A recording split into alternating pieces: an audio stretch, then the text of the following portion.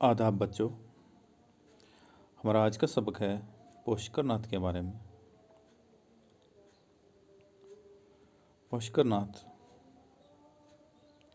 श्रीनगर के मोहल्ला भट्टायारा में 31 मई 1932 ईस्वी को पैदा हुए। बीए करने के बाद सरकारी मुलाजमत अख्तियार की और एक मुद्दत तक अकाउंटेंट जनरल के दफ्तर से मुंसलिक रहे। उम्र का ज़्यादा हिस्सा जम्मू में गुजरा। पुष्कर नाथ हमारी रियासत और बैरूनी रियासत के अदबी हलकों में अच्छी तरह मुतारफ़ हैं।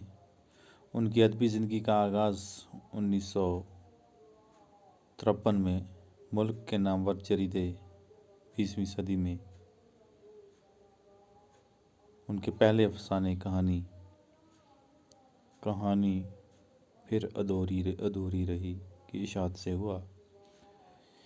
इसके बाद उनकी कहानियाँ बरसगीर हिंद पाक के बहुत से रसायल व जरायद में छपने लगीं, जिसका नतीजा ये हुआ कि हिंद पाक दोनों मुल्कों में उनकी शोहरत होने लगी।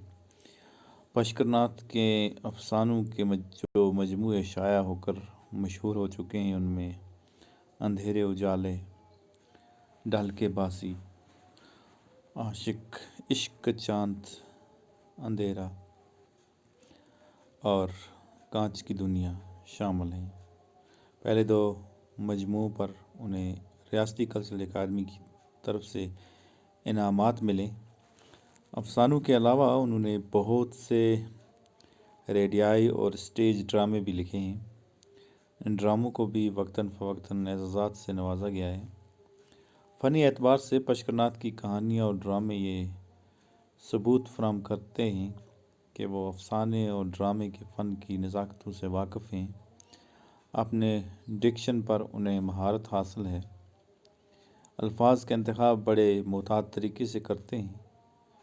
कश्मीर से ताल्लुक़ होने की वजह से यहाँ के मनाज़र, फल फूल, दरिया, झरने, चरिंदों परिंद, आबो हवा और मौसम का ज़िक्र उनकी कहानियों में अक्सर मिलता है। पुष्कर नाथ की कहानियों से कश्मीर के दुख दर्द को समझने में बहुत मदद मिलती है। पुष्कर नाथ जम्मू में इंतकाल कर गए। तो बच्चों, ये था पुष्कर नाथ के बारे में, उनके हालात ज़िंदगी और उनके अदबी कारनामों के बारे में। इनका लिखा हुआ जो भी सबक हमारे इस टेक्स्ट बुक में है, हम इंशाअल्लाह अगली क्लास में वही पढ़ेंगे। जब तक के लिए अल्लाह निगहबान।